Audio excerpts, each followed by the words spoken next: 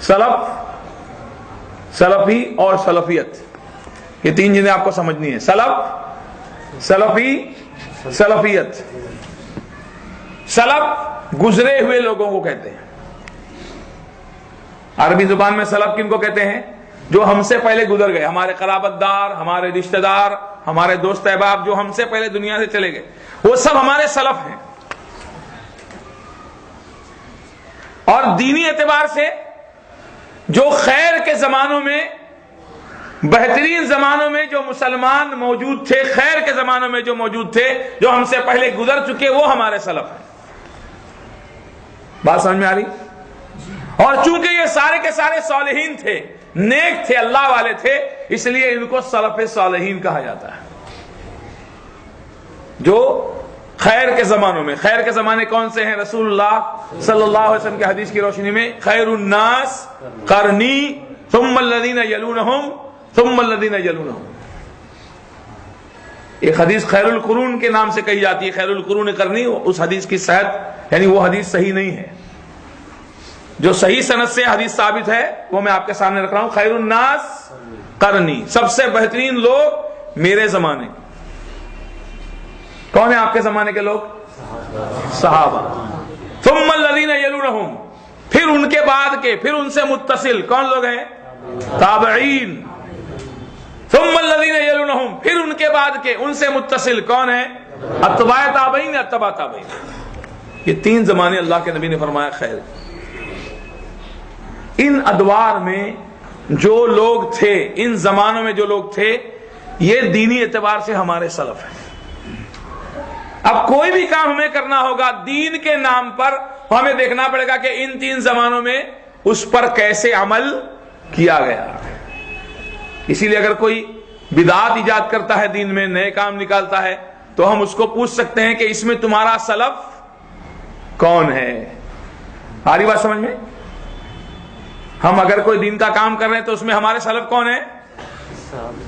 صحابہ، تابعین اور اتباع تابعین۔ کوئی دین میں خرافات نکال رہا ہے تو ہم اس کو کیا پوچھیں گے کہ یہ جو تو کام کر رہا ہے، میلاد منا رہا ہے، 40واں کر رہا ہے، نماز کے بعد اجتماعی دعا کر رہا ہے، جو کچھ بھی نئے نئے کام دین میں نکالے گئے ہیں، اس میں تیرا سلف کون ہے؟ آ رہی بات سمجھ میں؟ ہم جو بھی دین کا عمل، کسی مسئلے پر ہم کو عمل کرنا ہے، اللہ کے رسول کے فرمان کی روشنی میں خیر الناس قرنی ثم الذین یلونہم ثم الذین یلونہم، ہم ان تین زمانوں کی طرف پلٹتے ہیں۔ اور کیوں پلٹتے ہیں؟ اس لیے کہ ان جماعتوں کی تعریف اللہ نے بھی فرمائی ہے۔ سب سے پہلے صحابہ، اللہ تعالیٰ نے یا ایھا الذین آمنوا فرمایا، قرآن میں ہے نا یا ایھا الذین آمنوا۔ سب سے پہلے کون مخاطب تھے؟ یا ایھا الذین آمنوا کس کو کہا گیا؟ محمد صلی اللہ علیہ وسلم کے ساتھیوں کو کہا گیا، صحابہ کو کہا گیا۔ ہاں، وَإِذَا قِيلَ لَهُمْ آمِنُوا كَمَا آمَنَ النَّاسِ، کس کے لیے کہا گیا؟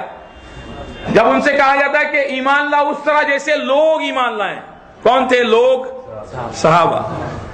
سورہ بقرہ کی 137 نمبر کی آیت، فَإِنْ آمَنُوا بِمِثْلِ مَا آمَنْتُمْ بِهِ فَقَدِ اهْتَدَوْا، جب تک تمہارا ایمان، ہاں، فَإِنْ آمَنُوا بِمِثْلِ مَا آمَنْتُمْ بِهِ، جیسے یہ لوگ ایمان لائیں۔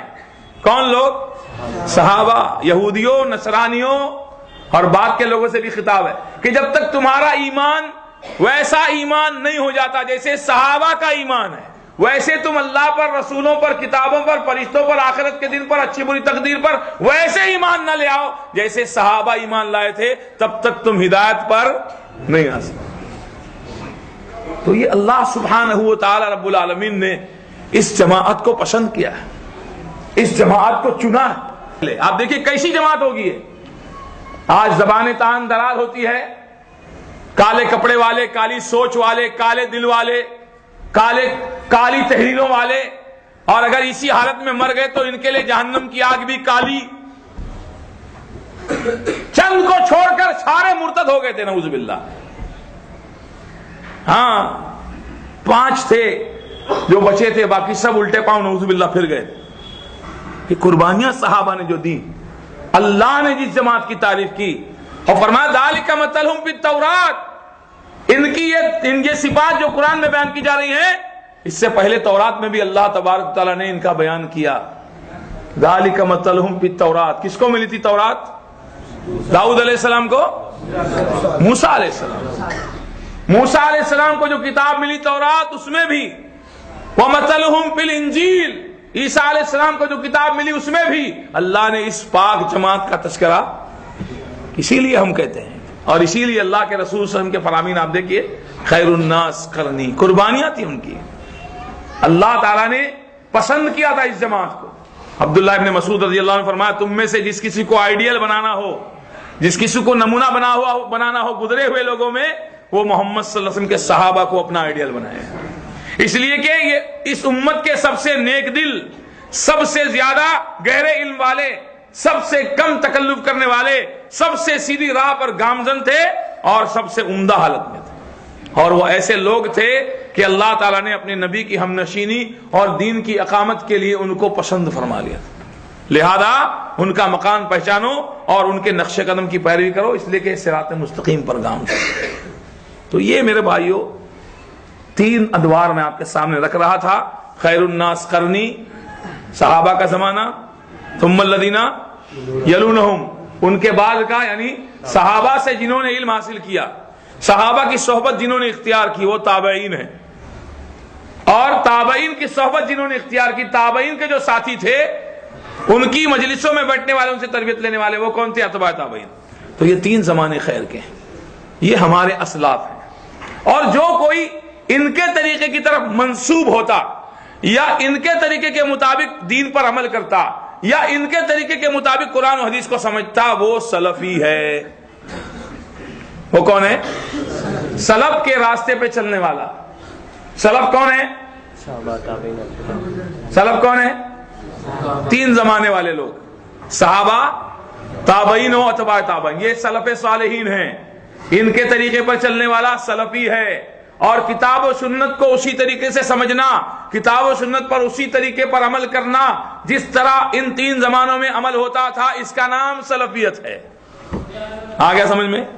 سلفی، سلفی اور سلفیت. کچھ اشکال ہے بھائی؟ کچھ غلط فہمی ذہن میں آ رہی ہے کہ یہ نیا نام کیوں؟ کوئی نیا نام نہیں ہے، اور اسی کا دوسرا نام اہل حدیثیت ہے.